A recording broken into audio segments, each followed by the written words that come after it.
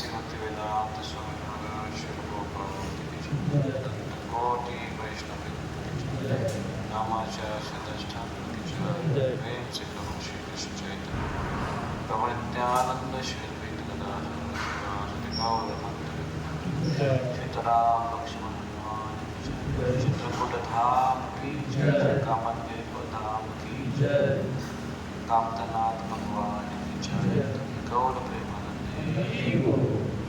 और इष्ट देश और इष्ट देश और इष्ट देश और इष्ट श्री श्री गौर। ओम नमो भगवते वासुदेवाय। ओम नमो भगवते वासुदेवाय। ओम नमो भगवते वासुदेवाय। ओम नमो भगवते वासुदेवाय। ओम नमो भगवते वासुदेवाय। ओम नमो भगवते वासुदेवाय। ओम अज्ञानतिमिरान्धस्य ज्ञानाञ्जनशलाकया चक्षुरुन्मिलितं येन तस्मै श्री गुरुवे नमः।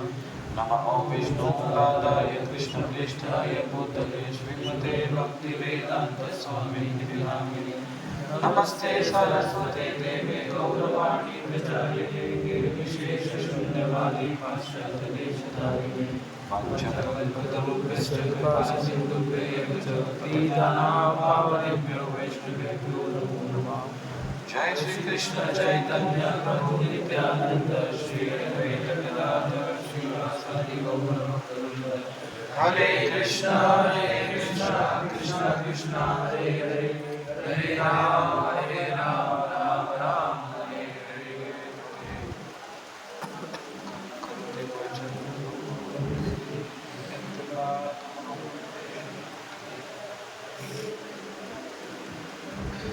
हरे कृष्णा हरे कृष्णा। समझ में आ रहा है?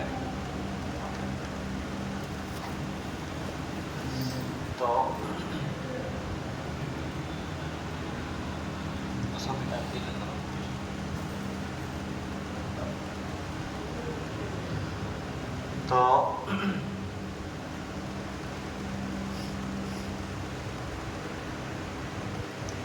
रामायण एक करुण प्रसंग है और व्यासदेव जी ने ये सारे शास्त्रों का जब संकलन किया तो जिसमें उन्होंने वेदों की विभाजना की, उन्होंने वेदों की विभाजनी करने के बाद उनको वेदांत सूत्र में उसका रूपांतर किया। वेदांत सूत्रों के बाद उन्होंने उसको उपनिषदों की रचना की, पुराणों की रचना की और ये सब रचना करने के बाद वो सोचे कि कम बुद्धि के जो लोग रहेंगे वो फिर भी इसको समझ नहीं पाएंगे, तो इसलिए कम बुद्धि के लोग कौन है? खास कर शूद्रा कैटेगरीज। शूद्रा जो हम आज जिसका बड़ा इशू बना रहे हैं, कैटेगराइज कर रहे हैं जाति के अनुसार, तो वो शूद्रा नहीं है। शूद्र मतलब उसकी बुद्धि शुद्र है, उसका आचरण शुद्र है, उसका रहन सहन शुद्र है। समझ में आ रहा है? शुद्र, तो वो शुद्र। वैसे दुर्बल बुद्धि के लोग हैं, उनके लिए उन्होंने रामायण और महाभारत की रचना की। इतिहास उसको कहते हैं, रामायण या महाभारत इसको इतिहास के हिस्ट्रीज है, इनकी रचना की। काव्य, महाकाव्य की रचना की। उसमें से एक रामायण है। तो रामायण ये बड़ा करुण रस से भरा हुआ है और इसमें इस जगत की रियलिटी के बारे में बताया है, वास्तविकता ये जगत की है उसके बारे में बताया है। अभी तक तो आप जो है जिस एज में हो उसमें भी धीरे धीरे जैसे आगे बढ़ते जाओगे, अभी तो एक एज रहता है ना, बच्चा देखो धीरे धीरे बढ़ता है तो उसको कहीं पर भी कोई माता पिता लेकर जाते हैं तो उसका जानने का ज़्यादा भाव होता है। कोई भी चीज़ उसको जानकारी चाहिए कि क्या है, वो ऐसा चौकस रहता है, इनक्यूजिटिवनेस, जिज्ञासु वृत्ति रहती है उसकी, हर चीज़ को जानना चाहता है। तो धीरे धीरे बड़ा होने के बाद थोड़ा कुछ समझ में आता है, लेकिन फिर भी unaware of this material world, the law of nature, इसके बारे में हम अभी इतना अवेयर नहीं रहते, इतना हमको पता नहीं रहता है। फिर भी एक चौकस वृत्ति है। लेकिन जैसे ही आप थोड़ा सा आगे बढ़ोगे, फैमिली लाइफ में जाओगे, एज जैसे बढ़ते जाएगा, तो जीवन की वास्तविकता का अनुभव होगा, जीवन का रहस्य हमको समझ में आने लगेगा। ऐसे प्रभुपाद जी कहते हैं उदाहरण में कि दिल्ली का लड्डू जो खाए वो पछताए, जो न खाए वो भी पछताए। ये कभी कभी इसको कह सकते हैं, जो न खाए वो ललचाए, वो खाए वो पछताए। नहीं खाया तो उसको रहा नहीं जाता है, खाया वो बोलता है अरे क्यों खाया। तो भौतिक जगत इसी प्रकार से है। और इस जगत में हर चीज आपको अनसर्टन दिखाई देगी, और कोई भी व्यक्ति परमानेंट स्तर पर नहीं है, स्थायी रूप में कोई भी नहीं है। और हर कोई व्यक्ति स्थायी रहना चाहता है, स्थिरता में उसको एक कैसे कह सकते हैं उसको, अगर आपको कहा जाए कि अभी वैसे अभी आप बच्चे हैं तो इसमें इतना आपको ध्यान नहीं, क्योंकि आप पूरा विश्वास है कि जितु प्रभु लेकर आए तो कुछ ना कुछ सही होगा, ला के रखे हैं तो कल का खाने पीने का कोई टेंशन नहीं है कि कुछ ना कुछ तो होगा ही होगा, है कि नहीं। कुछ ना कुछ अरेंजमेंट होगा, जैसे दोपहर में सब कुछ हुआ अच्छे से दवा के, तो शाम का भी होगा ही होगा पक्का। तो कहीं ना कहीं सर्टेनिटी है हमारे, कल का दिन भी हमारा होगा, कल का दिन भी कहीं घूमने के लिए जाएंगे। लेकिन अगर आपको केवल से कुछ पता ही नहीं चल रहा क्या होगा क्या नहीं, कुछ समझ में नहीं आना है, तो कंफ्यूज हो जाता है। तो भौतिक जगत में कंफ्यूजन में आदमी की क्लैरिटी नहीं होती है, उसको कुछ सही दिशा नहीं दिखाई देती है, इसलिए वो गति उसकी बढ़ती नहीं है। तो भौतिक जगत की जब तक हमको रियलिटी समझ में नहीं आएगी तब तक कंफ्यूजन हमारा दूर नहीं हो। और रियलिटी क्या है इस जगत की? इस जगत की रियलिटी है कि कोई चीज़ सर्टन नहीं है इसमें, फिर भी ये स्केड्यूल से काम करती है। तो उसका स्केड्यूल ही ऐसे बनाया है कि अनसर्टनिटी इज अ सर्टनिटी, अनिश्चितता ही यहाँ पर निश्चित किया गया है कि सब कामकाज कैसे होगा है, कुछ निश्चय नहीं। हर किसी का आज है कल का कुछ पता नहीं है। उस दिन हम लोग एक जन्माष्टमी मना रहे थे 23 तारीख को भुसावल में, और उसी समय बड़ी न्यूज़ आ रही थी, वरुण गांव के कुछ भक्तगण गए थे यात्रा के लिए और पूरी ट्रैवल्स खाई में कूद गई और कितने लोग मर गए उसमें, बहुत बड़ा हादसा हुआ। तो शॉकिंग न्यूज़ थी कि अरे, क्योंकि अपने क्लोज अपने नज़दीक के लोग रह रहे थे, तो कुछ पता नहीं है। और श्रीमती सीता महारानी, इनकी पूरी जीवनी जिसको हम रामायण कहते हैं, वहाँ पर कुछ वैष्णव कवि कहते हैं कि दिस इज नॉट रामायण, वो कहते हैं दिस इज रामायण। रामायण, रमा किसका नाम है? सीता महारानी का नाम है। बोले पूरी कथा ये श्रीमती सीता महारानी के ऊपर है, और उन्हीं का ये जीवन ऐसे है। तो देखिए इस जगत में क्या अच्छा है और क्या बुरा है, अब कैसे उसको जज कर सकते हैं। जैसे श्रीमती दशरथ महाराज की कोई संतान नहीं थी और उनको संतान हुई, दशरथ नहीं, जनक महाराज, और उनको संतान हुई। तो जब उनको हल जोता गया, यज्ञ करने के लिए कहा, और यज्ञ के लिए हल जोतना होता है पहले उस जगह, वो जो मालिक है उसका वो हल जोतता है, और हल जोतने के लिए सोने का हल है। हल समझ में आता है ना, हल हल जोतने के लिए। तो वो जोतते समय उनको नीचे जमीन में कुछ तो ऐसा लगा, कुछ अटक रहा है, और वहाँ से संदूक बाहर निकली। संदूक मतलब पेटी, बंदूक नहीं, संदूक बाहर निकली। और फिर संदूक के अंदर जैसे उनको खोला तो उसके अंदर एक लड़की थी, छोटी कन्या थी, इतनी सुंदर थी दिखने में, बहुत ही आकर्षक थी। अभी ये जब स्टोरी आप सुनते हो तो जो लोग नॉन बिलीवर हैं वो बोलते हैं कि अरे आपके इसमें ऐसे स्टोरी है आपके पुराणों में कि पल्ले नहीं पड़ती है, क्योंकि कभी जमीन से लड़कियां निकलती है, कभी पानी में बहते बहते लड़की आती है, कभी कमल के ऊपर ऐसे एक संदूक मिलती है। तो कहीं पर कुछ भी आपका तुक्का लगा देते हैं, वो तो कुछ भी लगा दिया बोले तो नहीं, कुछ भी नहीं है। कुछ चीजें डिवाइन होती हैं, दिव्य होती हैं।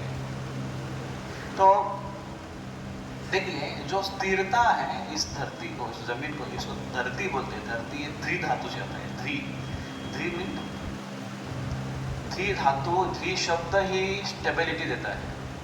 धरित्री जो धारण करती है वो, उस धरती से प्रकट हुई श्रीमती सीता महारानी, जो स्वयं एक धरती का ही स्वरूप है, एक धरती का एक रूप है। धरती ये व्यक्तित्व स्वरूप, अपने आप में एक व्यक्तित्व स्वरूप है।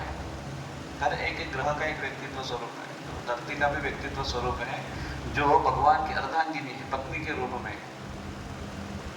तो अर्थात सीता महारानी रामचंद्र की भार्या है, पत्नी है, तो वो इस रूप में प्रकट हुई, जो खुद का उनका नाम ही, वो जो प्रकट हुई है धरती से, जो खुद धरती का ही अंश है, धरती का ही एक विस्तारीय स्वरूप है, स्वरूपिणी है, जो धी धातु से आती है, उनकी ही जीवन में इतनी अनसर्टेनिटी,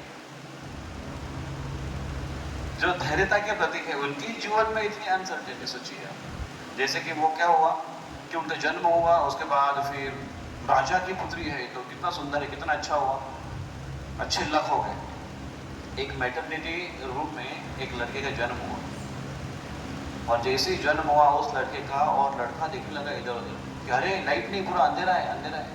तो डॉक्टर को पूछने लगा कि इधर अंधेरा क्यों है? तो डॉक्टर ने बोला कि लोड शेडिंग चल रही है। तो धत तेरी, फिर से भारत में जन्म लिया।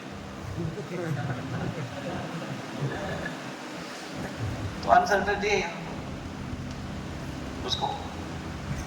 तो सीता महारानी का जन्म ऐसे कुछ में नहीं था, या ऐसे जगह पर नहीं था कि वो जन्म लेकर बोले अरे कहाँ पैदा हो गई मैं। उनका जन्म था राजा की पुत्री के रूप में था, तो राजकन्या है, तो बड़ा अच्छा हुआ है, अच्छा कुल में जन्म हुआ।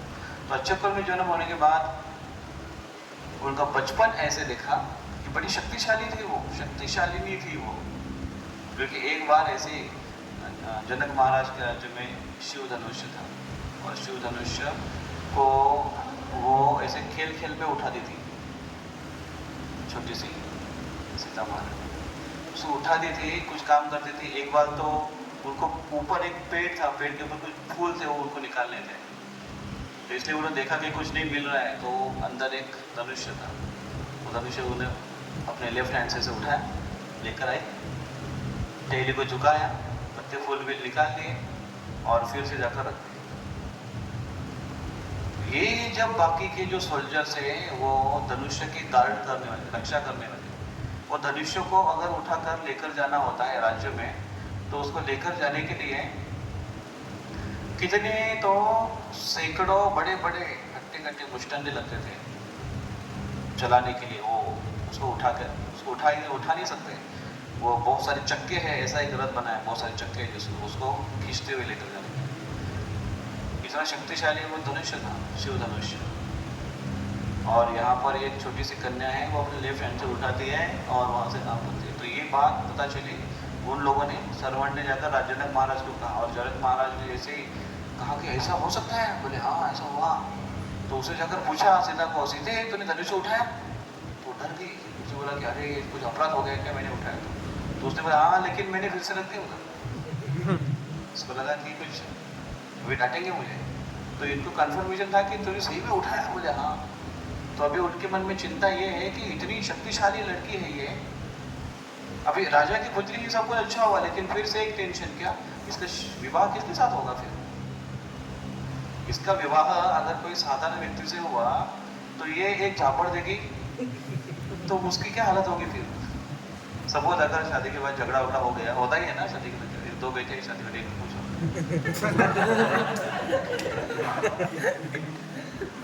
ऐसा कोई कपल नहीं देखा मैंने आज तक दुनिया में कि जो कभी झगड़ा नहीं किए। झगड़ा होता है तो सोचो, झगड़े में अगर ऐसे बातों में भी अगर ऐसा अगर बाल में पकड़ लिए सपोज, तो क्या हालत होगी उनकी, उस पति की? उसकी सारी पत्ती निकल जाएगी बाहर। तो इसलिए वो सोचे, चिंता में थे कि इसको ऐसा पति इसके लिए से बराबरी के कहाँ से मिले। तो फिर उन्होंने कहा कि ये तो एक हाथ से ही उठाकर, बचपन में एक हाथ से उठाकर अपना काम करती थी सीता, उसको पति कम से कम उतना बराबरी का हो गई, 2 हाथ लगाकर ही कम से कम वो धनुष्य को तो उठाए, इतना तो शख्सियत कम से कम होना चाहिए वो। इसलिए उन्होंने ऐसे अनाउंसमेंट करे कि इसका विवाह उस व्यक्ति से होगा जो इस धनुष्य को उठाए। और उसको प्रत्युंचा लगाया। प्रत्युंचा मतलब क्या होता है? रस्सी होती है, धनुष्य को बांधने के लिए रस्सी होती है ना, प्रत्युंचा बोलते हैं उसको। तो पहले जो धनुष्य हुआ करते थे ना, उसको रस्सी हर बार बांधी नहीं जाती है। अभी जैसे आजकल आप देखते हो ना, उसे हर बार बांधी नहीं, उसको खोल के रखा जाती है, समय आए तो अभी उसको बांधते हैं। तो वो उसका वो जो लचीलापन है वो ये रहता है, क्या रहता है? आयाम, आयाम, कायम, कायम चढ़ाते नहीं है, तो निकाल के रखते हैं। तो फिर इसलिए उसको फिर लगाना होता है। तो फिर उन्होंने वो फिर बाद में अनाउंसमेंट किया। तो देखिए, तो सब कुछ अच्छा परिवार में जन्म है, लेकिन बाद में तो ये ठीक है, वो अच्छा हुआ। फिर प्रॉब्लम ये है कि शादी नहीं हो रही है। फिर वो लगाया तो इतने सारे लोग आते थे, इतने सारे राजा शक्तिशाली आकर धनुष्य उठाकर कोशिश करते, उनको उठ ही नहीं रहे। तो वो बड़ी चिंता हो गई। तो अनाउंसमेंट कर दिया, अच्छा कोई योग्य व्यक्ति नहीं मिल रहा है, वो भी बड़ा बुरा हुआ। फिर एक समय ऐसे मिला कि रामचंद्र आए वहाँ। तो रामचंद्र ने ऐसे ही खेल खेल में गुरु से पूछा कि जाकर देखो क्या जरा, बोले कैसा है वो, देखते बहुत लोगों का नाम सुना है। बोले हाँ जाके देखो। विश्वामित्र ने बोला, जाकर देखे रामचंद्र ने, बोले अच्छा है। बोले उठाओ क्या? बोला लिया, उन्होंने उठाया, प्रत्युंचा लगाओ क्या? लगाओ। प्रत्युंचा लगाने के लिए गए, आगे का नहीं पूछा, उन्होंने तोड़ दिया, राम से जोरदार आवाज हो गई। वो आवाज इतना भयंकर था कि हर कोई जो राज से जो कुर्सी पर बैठे हुए थे, इतने सारे राजा है, हर कोई अपनी कुर्सी से नीचे गिर गया। इतना भयंकर वो वाइब्रेशन था, और वो आवाज इतना भयंकर था कि किसी कान के ऐसे पर्दे ऐसे मानो फट रहे होते, ऐसी हालत होती। सिवाय विश्वामित्र मुनि, राम लक्ष्मण, सीता महारानी और जनक महाराज, इनको छोड़कर बाकी सबकी ऐसे की तैसे हो गई। इतना भयंकर था वो। तो अभी ये अच्छा हुआ, चलो भाई कोई तो मिल गया है कि नहीं। अभी राम सीता महारानी को एक विवाह के लिए योग्य व्यक्ति मिल गया। फिर रामचंद्र फिर वो वरमाला डालने के लिए आए। तो रामचंद्र बोलते हैं एक मिनट, ये शादी वादी का उसके लिए नहीं मैंने धनुष्य तोड़ा था, वो तो मैंने जस्ट मुझे क्यूरियोसिटी थी, मेरी एक जिज्ञासा थी कि चलो भाई क्या है। और मेरे गुरु ने बोला कि जाकर देखो, तो मैं देखने गया, देखते देखते तोड़ दिया। शादी वादी के लिए मैंने तोड़ा नहीं है। तो भाई अरे धनुष्य तोड़ा और विवाह नहीं करेगा तो ऐसे कैसे होगा? वो फिर से टेंशन। तो फिर किसी प्रकार से विश्वामित्र बहुत मुनि ने बोला कि ठीक है कर लो शादी। तो फिर बोले मैं ऐसे नहीं कर सकता हूँ, शादी करना ये बच्चों का खेल नहीं है, वो बड़ों से जाकर पूछो। देखो क्या संस्कार है। ये तो अभी अगर सामने से प्रपोज आ गया गुलाब का फूल, तो कोई लड़का अगर बोले, कोई लड़की अगर कॉलेज में होती है आई लव यू, या फिर गुलाब का फूल लेकर आए, तो लड़का अगर सोचे नहीं ये मेरे पिताजी को पूछूंगा, तो उसका मजाक उड़ा के पूरा मार डालने के उसको, है ना, ऐसा होगा ना। बोले अरे ये तो पप्पू है, आजकल बच्चे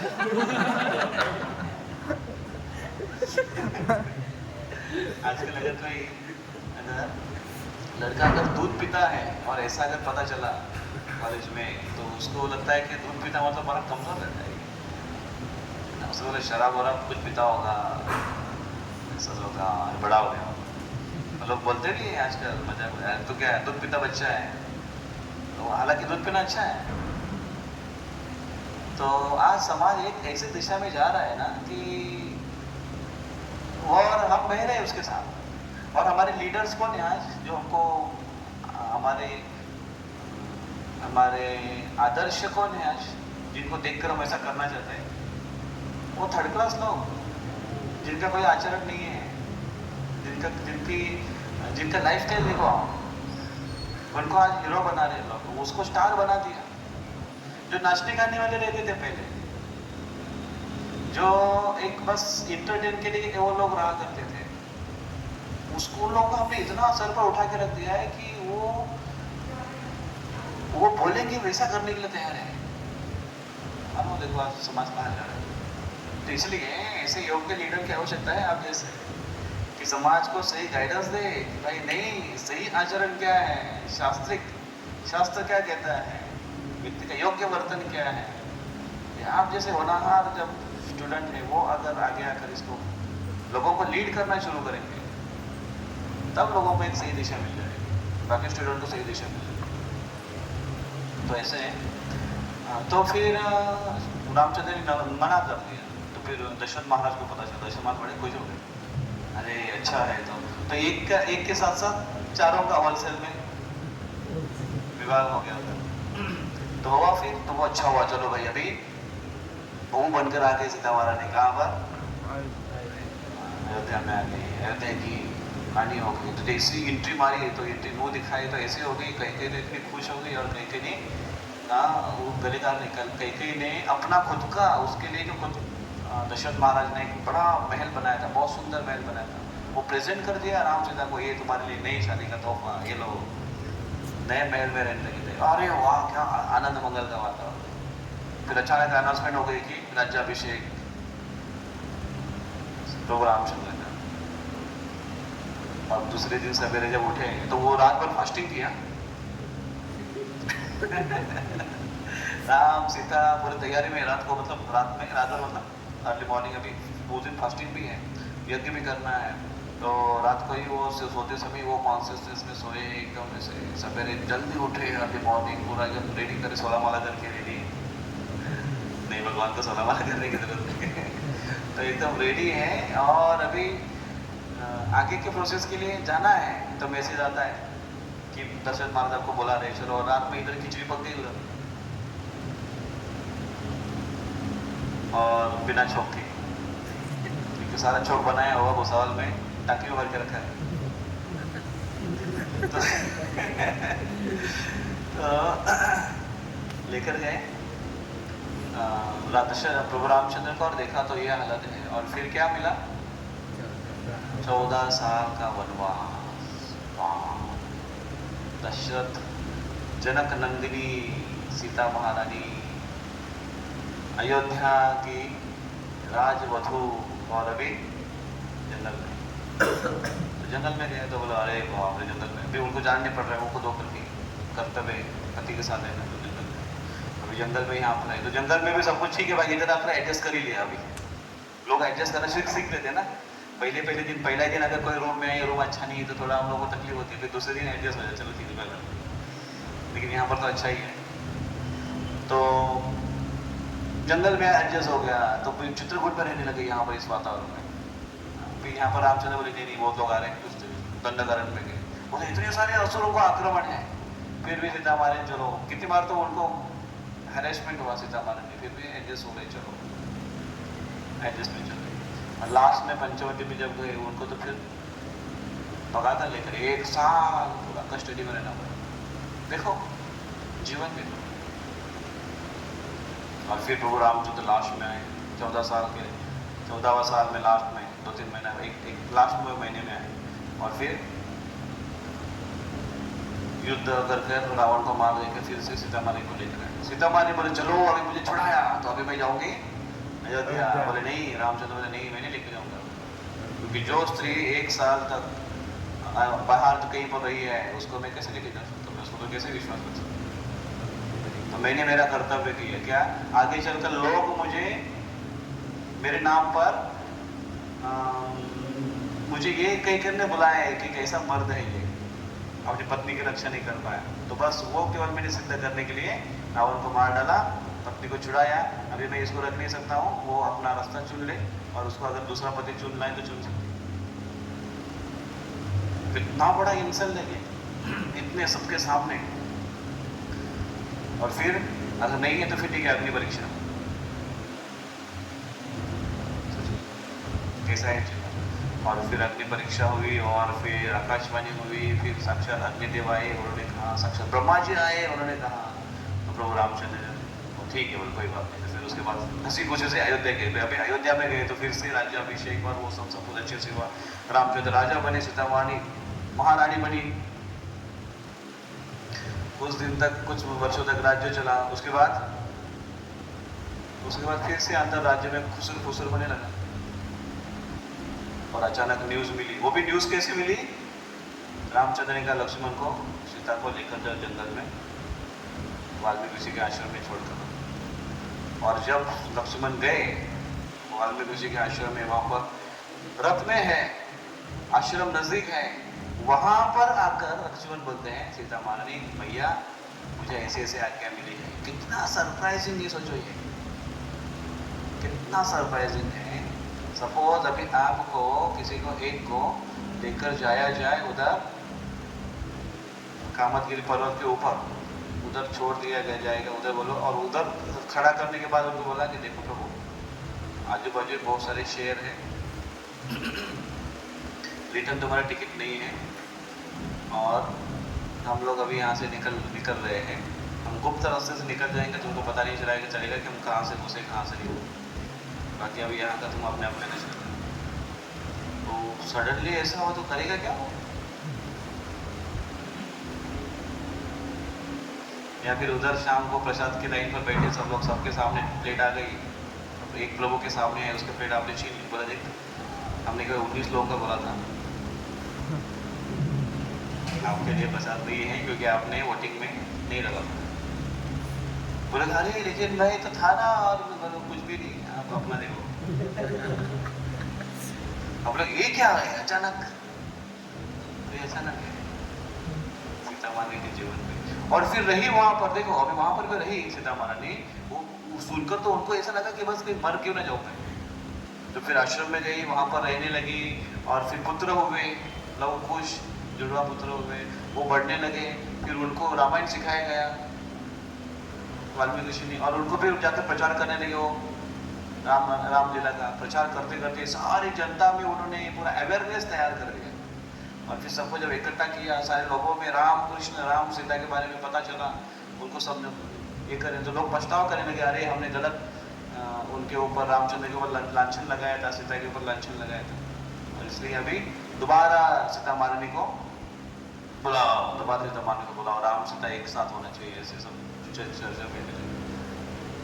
और सीता महारानी को सब लोग इनवाइट किए, और यहाँ से भी कहा उन्होंने उनको, सीता महारानी को वाल्मीकि ऋषि के आश्रम में कि चलो आपको बुलाया है, रामचंद्र ने बुलाया है। तो लास्ट मतलब ये ऐसा है कि सीता महारानी फिर से आखिरकार बुला ही लिया, आखिरकार पहले के जैसे होने वाला है। और जब आ गए यहाँ पर अयोध्या में, फिर से आ गए, तो फिर से अयोध्या में आने के बाद फिर से रामचंद्र बोले हाँ लेकिन फिर भी मुझे अग्नि परीक्षा लेनी पड़ेगी, क्योंकि फिर दोबारा तुम दूसरी जगह रहकर आए हो।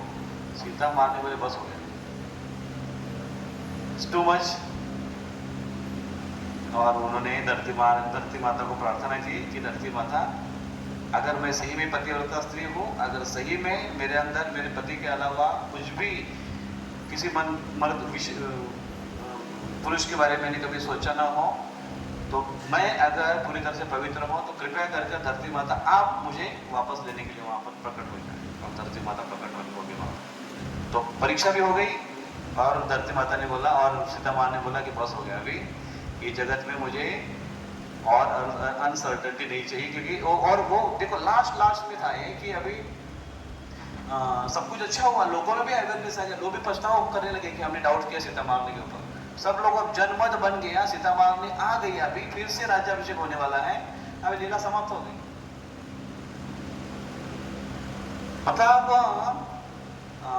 आप इतना सब मेहनत कर आए, सपोज अगर अभी समझो कल अभी हमको जाना है इधर हनुमान धारा, जैसे आज चले के लिए हम पहाड़ी पर, तो वैसे हनुमान धारा है और थोड़ा ऊंचा है, और उत्साह के इसमें ऐसे यशवंत वो निकल गए, चलो फटाफट रिक्शा में बैठो, जितने लोग निकल के आगे कीर्तन करते आगे गए, पहाड़ पर ऊपर चढ़ गए, एकदम ऊपर जाकर एकदम मस्त बोले मस्त हवा आ रही है। और फिर अचानक वहां से फोन आता है, बोले यशवंत कहाँ हो? बोले प्रभु जी हम लोग उधर ऊपर बैठे हैं, अभी सब चढ़ गए हैं। बोले कौन सी जगह चढ़ गए? बोले हनुमान धारा। बोले वो पर्वत गलत है, गलत जगह पर चढ़ गए। बोले अरे, और जहाँ पे यशवंत आएगा सबको अनाउंसमेंट करने के लिए, अरे बच्चों हम लोग गलत पर्वत पर चढ़ गए। सोचो क्या हालत होगी। फिर दूसरा सही पर्वत कौन सा है? बोले वो बाजू वाला दिखता है, अभी के छलांग मारोगे। तो सोचो इतना अनसर्टेनिटी लाइफ करते लास्ट में अगर जनमत बन गया, राम सीता मारने को फिर से लोग बुलाने के लिए तैयार है, बोले रामचंद्र की अभी लीला खत्म हो गई, सीता मारने आप जाओ, रामचंद्र आप जाओ, लक्ष्मण जी अलग प्रकार से जाएंगे, और बाकी जो अयोध्यावासी उनको आशीष करने के लिए आए थे लीला करने के लिए, वो अलग मार्ग से फिर से अपने धाम वापस जाएंगे। बोले बोले क्या है इधर सब? बोले इधर कुछ नहीं है, ये कुछ नहीं है, जगह बस ऐसे ही है। इधर हमको केवल अपने आप को शुद्ध करने के लिए जगह है, और ये हमारी सर्टन लाइफ नहीं है, निश्चित हमारा जो जीवन यहाँ पर नहीं है। तो कहाँ पर है? कौन सी जगह पर है हमारे वास्तविक जीवन? वो है भगवत धाम, वो है भगवान की शाश्वत लीला। तो भगवान भी यहाँ पर आते हैं। तो भगवान यहाँ पर आने के बाद वो भी कुछ समय यहाँ पर ऐसे अपनी लीला करते हैं, और लीला करने के बाद अपने धाम जाते हैं। कभी कभी वो लीला के इसमें इतने मग्न हो जाते हैं भगवान कि वो बाकी चीजों को भूल जाते हैं कि मैं सही में लीला में हूँ। रामचंद्र इतना गुस्सा हो गए धरती के ऊपर लास्ट में कि ये धरती ऐसा कर ही नहीं सकती है, मेरी पत्नी को लेकर जा ही कैसे सकती है।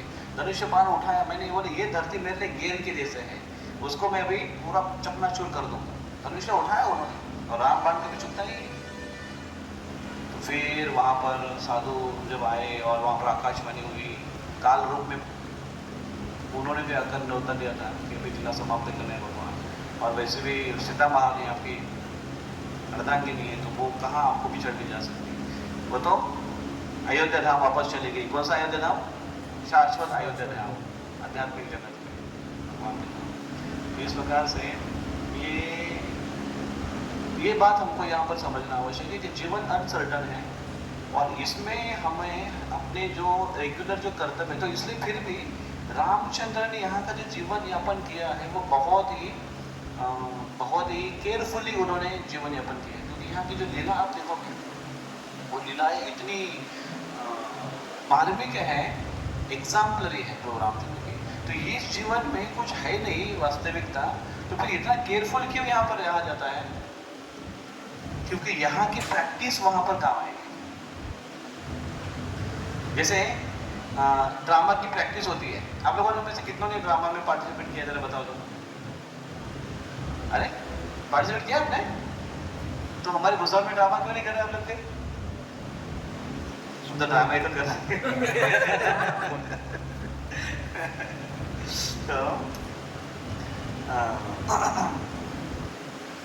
तो ड्रामा में आप ड्रामा की प्रैक्टिस को सीरियसली लेते हो क्या? कि केवल स्टेज को सीरियसली लेते हो?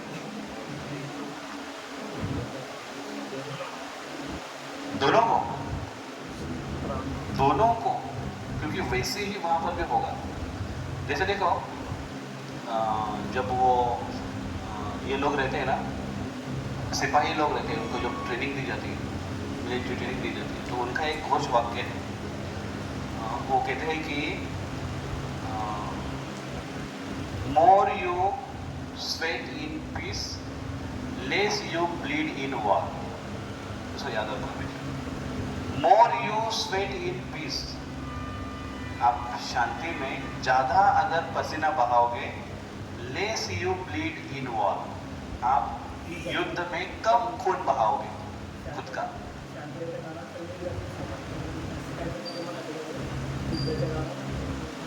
इंग्लिश में समझ में आया ना?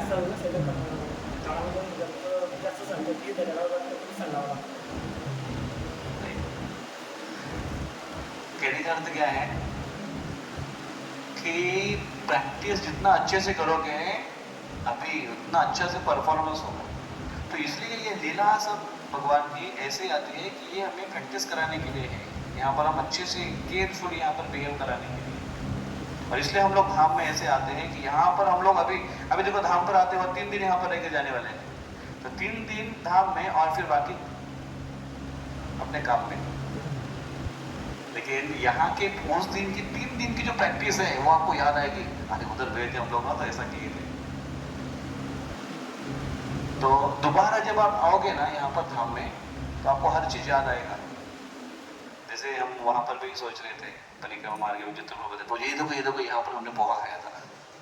तो एक समय 8 साल पहले हम गए थे, ब्रेकफास्ट जहाँ लिया था पोहा खाने की जगह पे, वो भी लगता है अरे ये मतलब is like the spot is very important. Why? Because there is some connection or some pastimes happen there, not pastimes, so there's some like that. So that's also important. तो हम अगली बार आओगे ना, बोले अरे इस होटल में हम रुके हुए थे ना, ये जगह पे बैठ के कथा की थी और ये कथा हुई थी, वो that is like history. तो सीता महारानी, ये इनका कैरेक्टर ही ये दर्शाता है हमको कि रामायण से कि इस जगत का नेचर कैसा है। तो हमको क्या करना चाहिए, हमको जितना हो सके भगवान से अटैच होने की कोशिश करनी चाहिए। और उसके लिए ये अभी कुछ दिन है, ये हमारे लिए वातावरण है। ज़्यादा से ज़्यादा हम भगवान को अटैच होने की कोशिश करेंगे। कैसे कैसे अटैच होने की कोशिश करेंगे भगवान से? हमारी हर एक्टिविटी भगवान से कनेक्टेड है। यहाँ पर सवेरे उठे हैं तो बैठ के माला करे हैं, फिर धाम दर्शन किया है, फिर वहाँ पर कथा है, वहाँ पर कीर्तन है, फिर वहाँ पर प्रसाद है। हर एक्टिविटीज वहाँ के भक्तों का संग है, वहाँ पर भक्तों का पहरावा भी है, वैष्णव है, हर एक का तिलक दिख रहे हैं कि नहीं?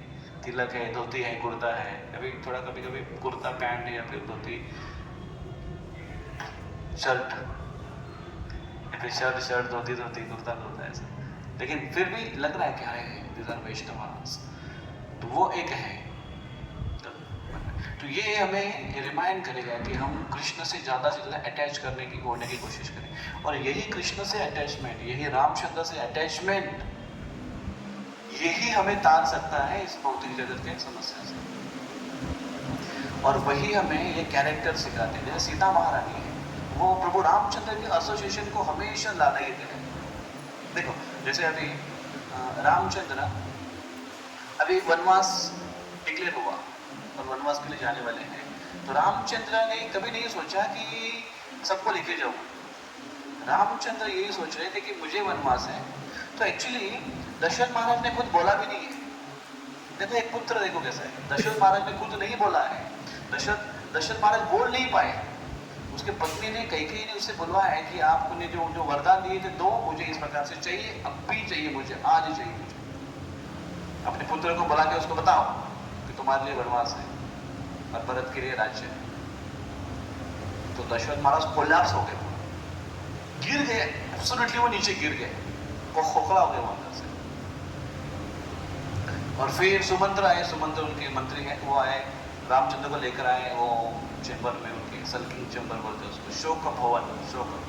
तो वहां पर आए और वहां पर देखा कि अरे दशरथ महाराज की ये दशा है। तो पुत्र राम जाकर पूछ लेंगे पिताजी क्या हुआ आप बताइए। तो बोल नहीं पाए वो। तो कैकेयी ने बताया कि आपके पिता की ये इच्छा है कि आप 14 साल वनवास जाओ। और रामचंद्र बोले अच्छा तो इतनी बात है, इतनी बात के लिए आपको इतना दुखी नहीं होना चाहिए। हाँ दुख इस बात का है कि ये जो ऑर्डर है, आज्ञा है, ये मुझे पिताजी आपसे नहीं सुनने को मिली। अगर मैं आपसे सुनता तो कोई प्रॉब्लम नहीं था, लेकिन फिर भी आपकी आज्ञा है, भले आपके मुख से आए या और कहीं से आए, आज्ञा है, मैं उसको उस प्रकार से पालन करूँगा। और फिर इमीडिएटली रामचंद्र वहाँ से निकल गए और तुरंत जैसे आ गए सीता मानवी को बोले कि देखो ऐसे ऐसे हुआ है, मेरे पिताजी की इच्छा है कि मैं 14 साल वनवास जाऊँ। और बस मैं 14 साल वनवास बस यूँ गया यूँ आया, 14 साल ऐसे ही कट जाएंगे और तुम यहाँ पर रहो, अच्छे से ख्याल करो, अपने सास ससुर का अच्छे से ख्याल करो। मैं नहीं जाऊँगा यहाँ से। तो फिर ससुर है, मतलब दशरथ महाराज है, कौशल्य है, ये तो बहुत अपने आप में एकदम ये हो जाएगी, असहाय हो जाएंगे, उनको बहुत याद आएगी मुझे। तो इसलिए तुम यहाँ पर रहना बहुत महत्वपूर्ण है, इसलिए तुम यहाँ पर रहो, उनका ख्याल रखो अच्छे से। और फिर मैं बस, और मैं तुमसे दूर नहीं हूँ। तुमसे दूर कैसे नहीं हूँ? क्योंकि यादों में मैं हमेशा तुम्हारे पास हूँ। ऐसा होता है, तो यादों के रूप में मैं तुम्हारे हमेशा साथ में हूँ और इसलिए चिंता मत करो। ऐसा होता है। और वैसे भी तुम्हें आज्ञा नहीं है, मतलब तुम्हें वनवास की आवश्यकता नहीं है और ऐसी आज्ञा भी नहीं है कि तुमने वनवास करना चाहिए, वो तो मेरे लिए है, इसलिए मेरा ही कर्तव्य कि मैं जाकर आता हूँ। तो रामचंद्र ने अपनी बात बता दी। सीता महारानी मनी मन ये सोच रही है कि नहीं वो ऐसा अलग हो ही कैसे सकता है। जैसे अभी समझो मैं बोलूँ यहाँ पर कि चलो प्रसाद के लिए चलते हैं, और मैं इधर श्लोक की तरफ देखा, शिवम की तरफ देखा, तेजस की तरफ देखा, चलो प्रसाद के लिए चलते हैं। और मैं उधर बाहर गया और फिर कौन कौन आएगा पीछे? वो सभी आएंगे। तो मैं बोला मैंने सबको थोड़ा बोला था, मैंने तो तीन को तरफ देखा था। हम लोग ऐसा तो है, आपने बोला कि अभी हम आपके साथ हैं, तो मतलब और अलग से बोलने की जरूरत है नहीं ना। तो सीता महारानी वो समझ रही है कि मतलब वो इतना उनसे घनिष्ठता समझ रही है रामचंद्र से कि आपको वनवास है तो मतलब मैं तो वही हूँ उसमें। जैसे मैंने बोला कि चलो प्रसाद के लिए चलते हैं, तो आप बोले अरे तो उसको अलग है, हम तो उसके अंदर है ही है पहले से। तो वैसे सीता महारानी का वो था, लेकिन रामचंद्र उसको क्लासिफाइड करके अलग करते हुए नहीं नहीं नहीं वो मेरे लिए था। तो फिर सीता महारानी बोली कि तो आप और मैं अलग कैसे हुई? पत्नी का कर्तव्य पति के दुख में साथ देना और सुख में साथ देना, ये दोनों में उसका बराबरी का हिस्सा है। और वो पत्नी को छोड़कर अगर और कोई भी व्यक्ति से, किसी भी पुरुष से इतना घनिष्ठता वो नहीं रह सकती है। और पत्नी का ही वो अधिकार है कि वो हर समय उसके साथ में रहे और उसके साथ जाए, उसके सुख उसके दुख। तो मैं सुख में आपके साथ है, दुख में भी आपके साथ रहूंगी। तो रामचंद्र ने कहा कि नहीं नहीं देखो, तुम जिद मत करो, क्योंकि वहां पर वातावरण अच्छा नहीं है, जंगल में जाना है, ये वो उनको बताया। और यहाँ पर तुम्हारी आवश्यकता है ऐसे बताया। और तुम क्या करो, यहाँ पर जब रहोगी ना तो यहाँ पर अपना पूजा पाठ में अच्छे से मन लगाओ, नीति वर्षिवंग अच्छे से करो, और आपके सास की अच्छी से सेवा करो, ऐसे उन्होंने कहा। और एक ध्यान में रखना कि क्योंकि कई कई अभी इस प्रकार से सोच रही है ना, तो पता नहीं वो अभी अगर राजमाता बन गई तो कौशल्या के प्रति, मतलब मेरी माँ के प्रति वो थोड़ा सा गलत व्यवहार करने की संभावना है। तो तुम्हारा कर्तव्य कि उनकी सेवा करो, उनका ख्याल करो। अब ऐसा सेवा दे दिया तो ऐसा मानेंगे ना कि रहना ही नहीं यहाँ पर। लेकिन सीता माँ ने बोले कि नहीं, वो सवाल ही नहीं उठता है कि मेरा यहाँ पर रहने का। मैं आपके साथ आऊँगी और मैं आपके साथ आकर जंगल को अयोध्या में परिवर्तित करूँगी, सीता महारानी, और मैं वहाँ पर आपकी सेवा करूँगी और आपके हर प्रकार से आपको मैं आनंद देने की कोशिश करूँगी।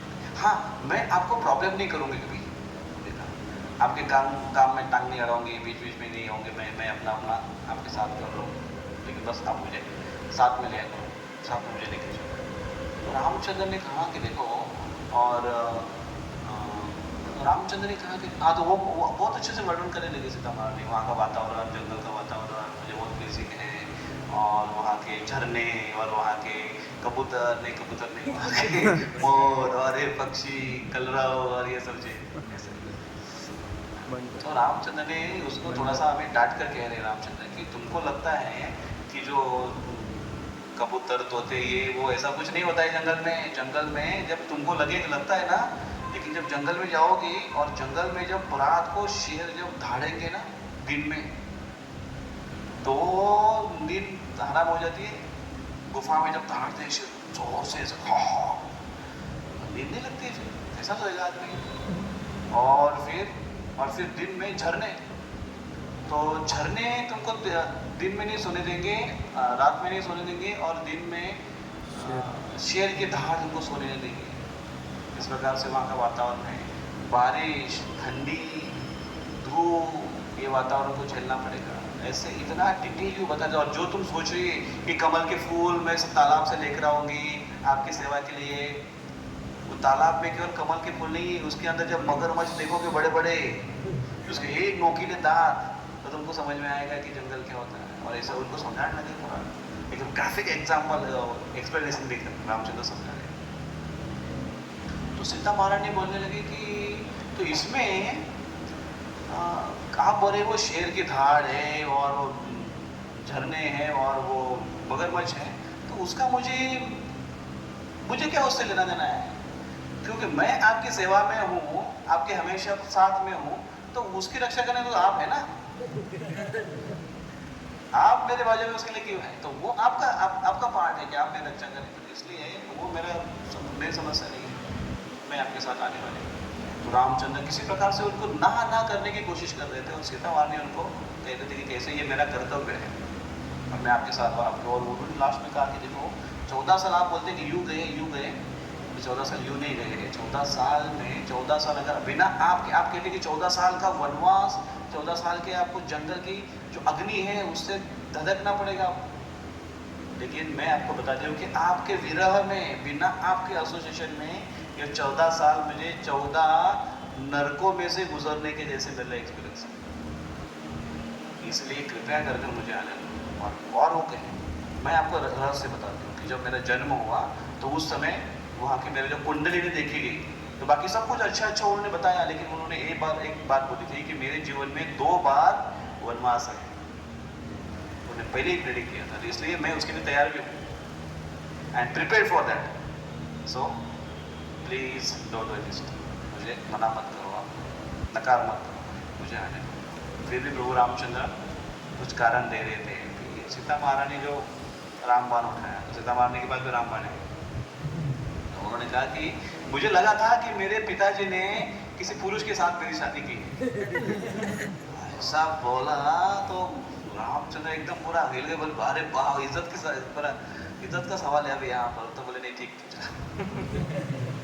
तो सीता महारानी जाकर उनके पैर पड़ने लगी और फिर प्रभु रामचंद्र उसको उठाया और उन्होंने कहा कि देखो, मैं भी चाहता था कि तुम मेरे साथ चलो, लेकिन मैं तुमको मेरा जो प्रॉब्लम है या मुझे जो झेलना पड़ रहा है वो मैं तुमको तुम्हारे ऊपर कैसे थोपूं? आगे चलकर दुनिया मुझे ये बोलेगी कि देखो ये इसको अकेले जाना था और पत्नी को भी लेकर गया। तो इसलिए मैं ऐसा नहीं चाहता था, मैं चाहता था, देखना चाहता था कि तुम्हारी क्या इच्छा है। और सीता महारानी ने फिर वहां से, तो सीता महारानी का हर एक आर्ग्यूमेंट रामचंद्र ने जितना कोशिश किया कि सीता महारानी को कंफर्टेबल हो, क्योंकि राजकन्या है, फूलों के जैसे रही है वो, जंगल मतलब कंप्लीटली अपोजिट है। पहले तो राजसी वस्त्र एकदम अच्छे, और अभी कहाँ, अभी क्या पहनना है उनको, वालंगले बोलते हैं उसको, स्किन या ट्री बार्क, पेड़ के छिलके क्या बोलते हैं, ट्री बार्क, वो पहने हैं उन्होंने। हम लोग छाल उसको पहनना पड़ता है। बालों को जटा बना दिया है। बालों को जटा जानते हैं कैसे होते हैं? किसको बनाना है तो बताना मुझे, खास करके जिनके लंबे बाल हैं, लंबे काले घने। कुछ पेड़ रहते हैं, पेड़ों का ऐसा दूध रहता है, दूध पेड़ का दूध पता है आपको? वर्ड रहता है, वर्ड का,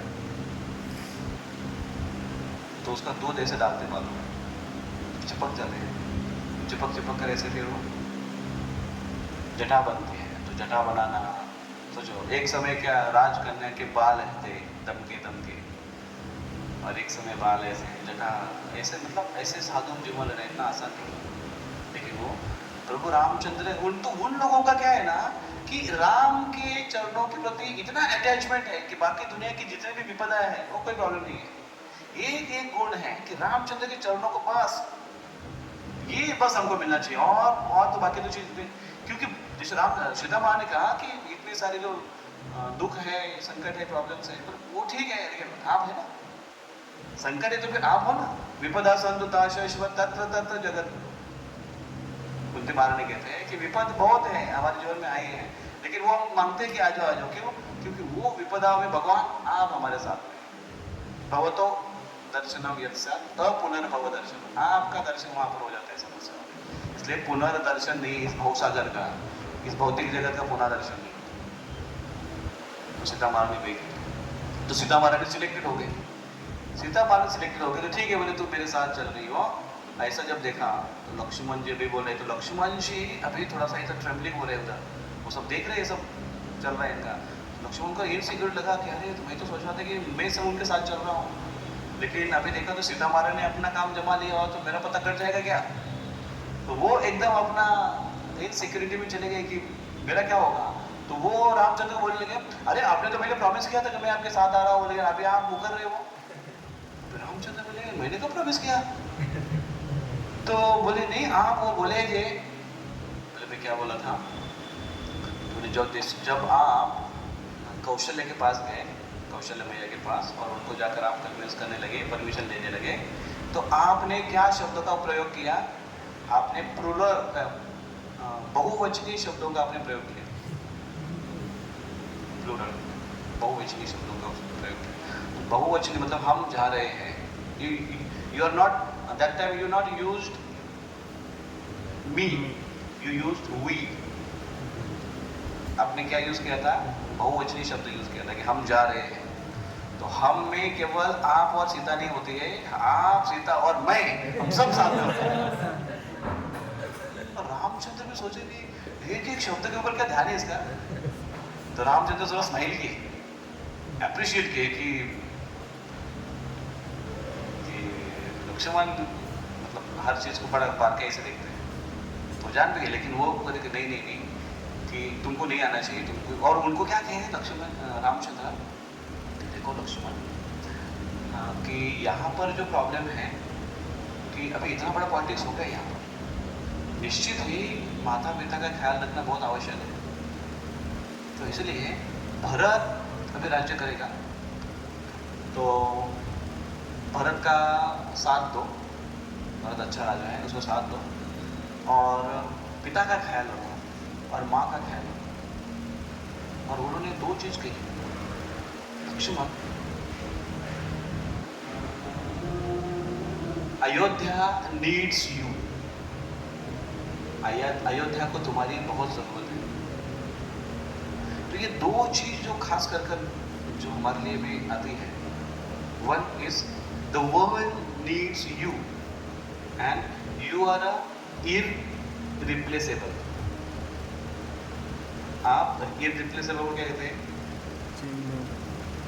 आपके जैसा ही और कोई वहां पर नहीं है, मतलब आपका रिप्लेसमेंट और कोई नहीं है। यू आर द, तो यू आर दी जो होता है ना कि आप ही ऑल एंड सोल, आपके सिवा कैसे होगा, कैसे चलेगा, वो एक हमारा ईगो बूस्टिंग हमारा एक ये है। You are irreplaceable. और सेकंड है कि दिस वर्ल्ड नीड्स यू। जैसे रामचंद्र ने कहा लक्ष्मण अयोध्या नीड्स यू। लक्ष्मण ने कहा ओ माय लॉर्ड, ये Ramchandra, please don't put me in illusion. आप मुझे भ्रम में मत डालो कि अयोध्या की मुझे आवश्यकता है और कौशल्य को मेरी आवश्यकता है। लक्ष्मण ने कहा कौशल्य को मेरी आवश्यकता नहीं है, कौशल्य देवी इतनी शक्तिशाली है कि वो खुद 1000 गांवों का मैनेजमेंट खुद संभाल रही है और मेरे जैसे सैकड़ों लक्ष्मण को ख्याल रखने वाली है। तो ये एक लक्ष्मण क्या उनका ख्याल रखेगा? ये लक्ष्मण के स्टेटमेंट है। तो राम बोले कह रहे इधर तो फेल हो गया है तो कुछ। और अयोध्या को मेरी बिल्कुल आवश्यकता नहीं है रामचंद्र, बल्कि आपको मेरी आवश्यकता है। आप सोचिए, आप सीता महारानी के साथ में रहेंगे, एकांत में रहेंगे, तो उस समय जंगली श्वापद है, कुछ असुरी प्रवृत्तियां है, वो आपके ऊपर आक्रमण करेंगी, तो आपका ख्याल कौन रखेगा? आप जब जंगल में रहेंगे, माता के साथ में है, आपको खान पीने के लिए व्यवस्था कौन करेगा? फल फ्रूट्स कौन ला कर देगा? पूजा पाठ की सामग्री आपको कौन जमा करके देगा? तो आपको मेरी ज्यादा आवश्यकता है। Instead of this Ayodhya, please take me along with you. और वो गिड़गिड़ा कर उनके चरणों में ऐसा आलिंगन करने लगे। और लक्ष्मण बहुत सुंदर एक एनर्जी दे रहे। लक्ष्मण ने कहा कि एक बड़ा टैंक है, वाटर टैंक, मतलब तालाब है। बहुत बड़े तालाब में बहुत बड़ा जल है, तो कुछ कारणवश जब जल बाहर निकलता है, कौन से कारणों से जल बाहर निकले? हाँ, तालाब साफ करने के लिए कोई निकाला है, या फिर ओवरफ्लो हो गया है, ऐसे ज़्यादा पानी है। वो जब पानी ने डिसाइड कर लिया कि तालाब को से बाहर निकलना है, तो तालाब के साथ साथ तालाब में जो कमल है सुंदर सुंदर, वो कमल और तालाब के अंदर पानी में जल के अंदर जो मछलियां हैं वो भी उसके साथ बाहर निकलती। तो आप उस जल के जैसे जो सबको आश्रय देते हैं श्री राम, और जो सुंदर कमल है वो सीता महारानी, जो हमेशा आपके पानी में मतलब आपसे आलिंगित रहते हैं, और मैं उस मछली के जैसा हूँ।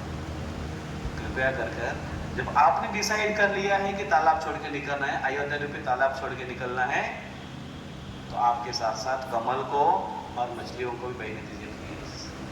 ऐसे करते हुए फिर इधर रोने लगे और प्रभु रामचंद्र के चरण को टाइट पकड़ करके मुझे भी साथ में ले। और रामचंद्र ने उनकी बाहों पकड़ कर उनको उठाया और जोर से आने लगे और लोग चलो मेरे साथ। और राम और लक्ष्मण जी उनके साथ। तो ये दो जो कैरेक्टर देखो, लक्ष्मण और सीता महारानी, इतना प्रयास करें कि please take me with you, please engage me in your service, please engage me, हमें आपसे अलग मत करो। तो इस भौतिक जगत में बाकी सारे चीज तो होते रहेंगे, प्रॉब्लम्स तो आते रहेंगे, लेकिन एक चीज हमारे लिए कि भगवान प्लीज आपके चरणों से हमको दूर मत करो। लेकिन जब आपके चरणों से दूर करने की जब बात आती है और अगर इसके बारे में सोचते हैं, तो हमारे मन में कभी कभी माया देवी ऐसे भ्रम उत्पन्न कर सकती है, कभी कभी हमारे ईगो ऐसे भ्रम निर्माण कर सकता है कि वो प्रभु you are the best, you are the great and world need you, इस जगत को आपकी बहुत आवश्यकता है, इसलिए जगत में रहो। बोले हमको जगत से लेना देना नहीं है, हमको भगवत धाम जाना है। हमको भगवान रामचंद्र के, कृष्ण के, गौरव के चरण में हमको पकड़ के रखना है। ये हमारा उद्देश्य, मोटिवेशन होना चाहिए हर चीज में। तो बहुत सारे विपदा हैं, बहुत सारे लोग हमको ये करना है, ये डिग्री करना है, ये पैसा कमाना है, इतना ये वो तो ठीक है, वो तो चलते रहेगा। लेकिन मेन हमारा मोटो है भगवान आपके चरणों को न छोड़े। और उसमें दो हमारे ईगो बूस्टिंग संदेश आएंगे। एक, this world need you, and दूसरा, you are irreplaceable Prabhu. This service is particularly for you and you are the best for the service. You are irreplaceable. You only can do it. No, anybody can do it. Now the chance is for me, and Krishna is allowing me to do. I am doing this. Krishna, I am attached or connected to you only, not the particular service.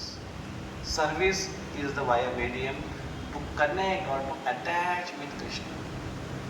तो हमारा attachment Krishna से वो ज़्यादा important है, न कि बाकी सारी चीज़ें। बाकी सारी चीज़ें तो चेंज होते रहे।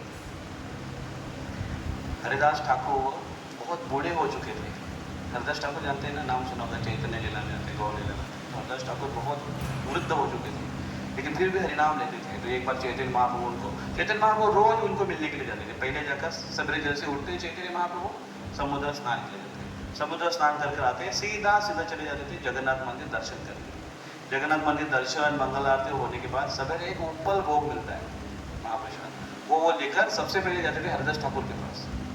कौन सी जगह पर? सिद्ध भोग, जिधर वो बैठे थे। और उनका जो महाप्रसाद का थोड़ा पार्ट है वो हरिदास ठाकुर को देते और फिर आते। और फिर वहाँ से वो निकल कर आते थे टोटा गोपीनाथ, जहाँ पर गदाधर पंडित भागवतम कक्षा करते थे और वहाँ पर बैठ कर भागवत सुनते थे। तो ये मॉर्निंग प्रोग्राम था उनका। क्या क्या था उसमें? स्नान, मंगल आरती, उसके बाद हरिदास ठाकुर वैष्णव को भेजना, उसके बाद भागवतम क्लास के बाद फिर अपना सेवा। तो वो भी मॉर्निंग प्रोग्राम फॉलो करते थे चैतन्य महाप्रभु। तो एक दिन आकर पूछे हरिदास ठाकुर, हरिदास तुम ऐसे दिख रहे हो, ऐसे लग रहे हो, लगता है कि doesn't seem to be well. How are you? तो उन्होंने कहा कि मैं ठीक हूँ प्रभु, लेकिन मेरा मन मेरा साथ नहीं दे रहा, मेरा शरीर साथ दे रहा है, लेकिन मेरा मन साथ नहीं दे रहा। वास्तविक उनका शरीर साथ नहीं दे रहा था, बीमार थे, बूढ़े वो हो चुके थे, वयस्क थे वो।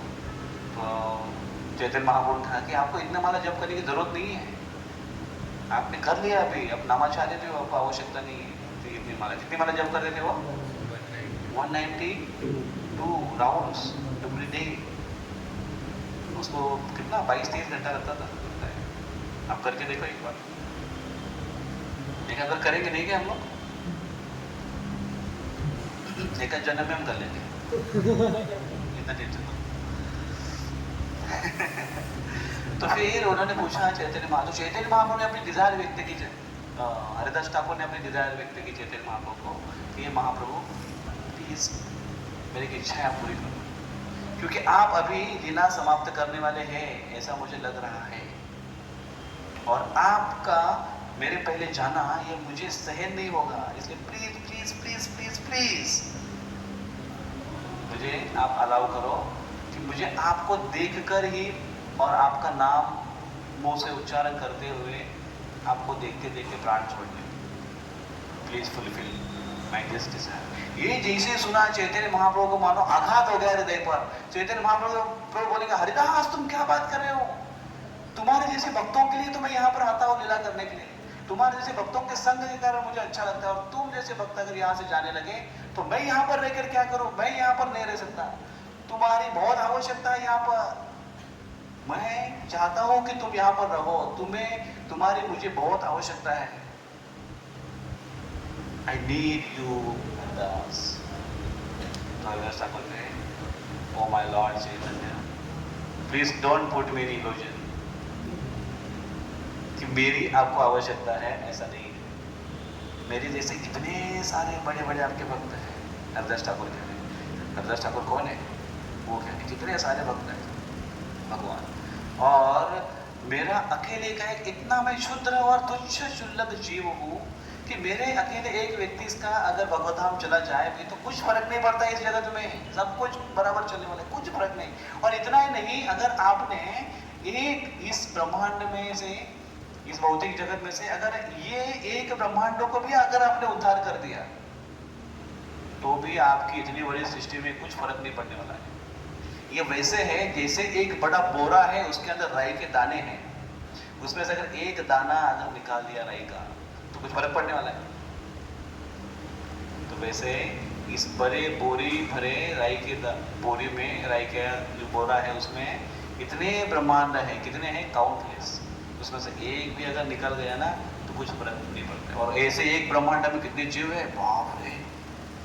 और इतने सारे ब्रह्मांड, इतने सारे जीवों में से मैं एक तुच्छ जीव हूँ भगवान, और अगर मैं भगवत धाम चला भी जाऊँ तो प्लीज मुझे पता है कुछ नहीं फर्क पड़ने वाला है। आपके मुझसे बड़े बड़े बड़े अच्छे अच्छे आपके भक्त हैं, प्लीज मुझे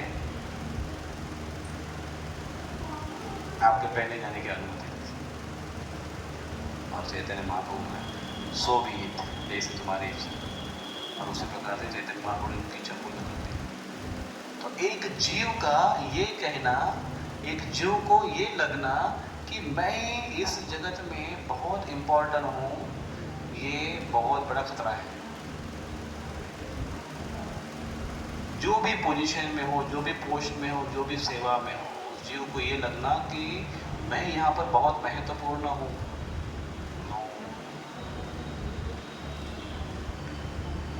समय के आने के पहले ही हमने तैयारी करनी चाहिए रिटायरमेंट की, और अगर हम नहीं करते हैं तो वही लोग ही हमको रिटायरमेंट की तरफ बोलते हैं, अभी थोड़ा निकलो बाहर।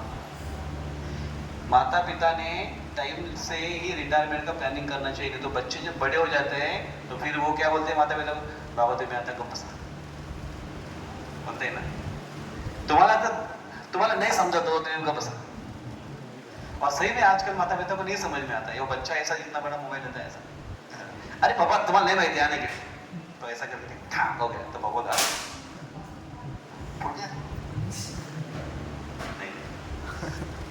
नहीं पता कोई ठीक है चलो। तो बच्चों को ज्यादा पता है आज माता पिता से, तो उन्होंने समय पर अपना रिटायरमेंट उन्होंने पहले से ही तैयार करना शुरू करना चाहिए, स्टेप्स उठाना चाहिए, बच्चों को तैयार करना चाहिए। बच्चों को ऐसा पप्पू बना के नहीं रखना चाहिए, बावला बना के नहीं रखना चाहिए। बावला पप्पू समझ में आता है आपको? ऐसा है वो, ऐसा बस एकदम पिता, हाँ क्या करना है, हाँ ऐसा बना, यस। अरे क्या है पिताजी, तो तेरे को कुछ है नहीं क्या? उसको अपाहिज नहीं बनाना चाहिए। माता पिता का कर्तव्य है कि उसने बच्चों को अपाहिज नहीं, अपाहिज मतलब ऐसा लंगड़ा लोड़ा नहीं, अपाहिज मतलब इंटेलिजेंस से अपाहिज, कर्तव्य से अपाहिज, उसको दुनियादारी पता नहीं, उसको कभी लगा ही नहीं वो, उसको कभी जिम्मेदारी दी ही नहीं उसके हाथ में, कभी नहीं होनी चाहिए।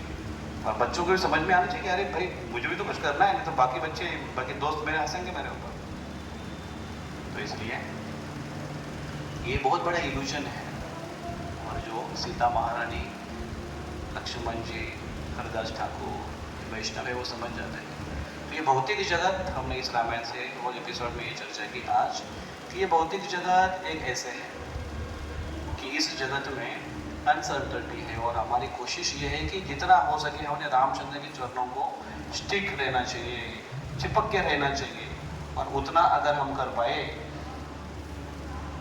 तो ये हमारा सक्सेस है, ये हमारा यश है।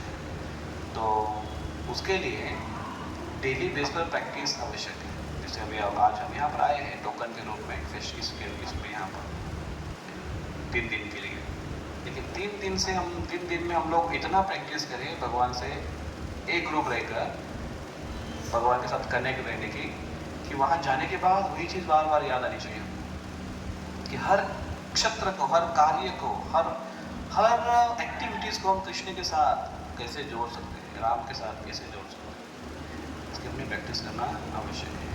अभी ये हमारे लिए उचित है, इसका हमें प्रैक्टिस करना चाहिए। ये आज का हमारा यहाँ पर take home, not take home, take room message है होमफुली। तो सेकंड क्वेश्चन ये है अभी कि रामचंद्र वनवास में जा रहे हैं और हमको बड़ा ही स्टिक रहना चाहिए, चिपके रहना चाहिए उनके चरणों से और उनके साथ हमेशा रहने की कोशिश करनी चाहिए। और वो कौन किया? सीता महारानी और लक्ष्मण जी। लेकिन बाकी लोग नहीं जा सके, सुमित्रा नहीं जा सकी, कौशल्या नहीं जा सकी, भरत शत्रुघ्न तो बाद में आए, वो तो फिर सीता है लेकिन उनको भी रहने नहीं दिया। और रामचंद्र जैसे ही निकले वहां से, जब निकले वनवास के लिए, पहले तो बात लोग तो छोड़ ही नहीं रहते उनको। लोग बोलेंगे नहीं राम आप अगर जाएंगे तो हम भी आपके साथ में जाएंगे। तो पूरा अयोध्या बाहर निकल गया रोड पर, लेकिन रामचंद्र का निर्णय अटल था, वो निकल गए। तो सारे के सारे लोग बोलेंगे ठीक है भरत को राज्य करना है ना, वो उधर अयोध्या का राज्य करें, हम लोग आपके साथ चलेंगे, हम जंगल को अयोध्या बना देंगे और ये अयोध्या जंगल बन जाएगा। तो इसको रहने देगा, वो कहीं को रहने दे, भरत को रहने दे, हम लोग आपके साथ। सारे के सारे लोग निकल गए रामचंद्र के साथ। रामचंद्र ने इतना बोलने के बाद भी लोग रुके नहीं, उनके पीछे पीछे पीछे पीछे चले गए। तो इतना प्रेम है, इतना स्टिक रहना चाहते हैं रामचंद्र से, चिपके रहना चाहते हैं। नदी के किनारे जब आए थे तो उस समय सब लोग थके हारे सोए थे। रामचंद्र सवेरे अर्ली मॉर्निंग जल्दी उठकर उनको किसी प्रकार से घुमाकर रथ का वो सब डिस्कस करेंगे कैसे उन्होंने आइडियाज की, और वो ऐसे निकल गए कि वो रथ के जो चक्के के जो मार्ग है उसको भी पहचान कर लोग आ नहीं पाए। वो लोग इधर उधर घूमते रह गए, उनको समझ में नहीं इधर से गए इधर से गए इधर से गए, और लोग ऐसा पता नहीं चला, इसलिए लोग वापस अपने राज्य में। तो ऐसा क्यों हुआ? तो कैसे कर्तव्य है एग्जैक्टली, किसको किसको अलाउ है और किसको किसको नहीं अलाउ है? Why there is a discrimination? Who will decide that? How to understand, who to connect, who to stick with Ram, and who will not directly stick with Ram? इतने सारे रिलेशन में ये किसे समझ में आएगा हमको? इसके ऊपर हम चर्चा करेंगे कल। हरे कृष्ण। सियावर रामचंद्र की जय।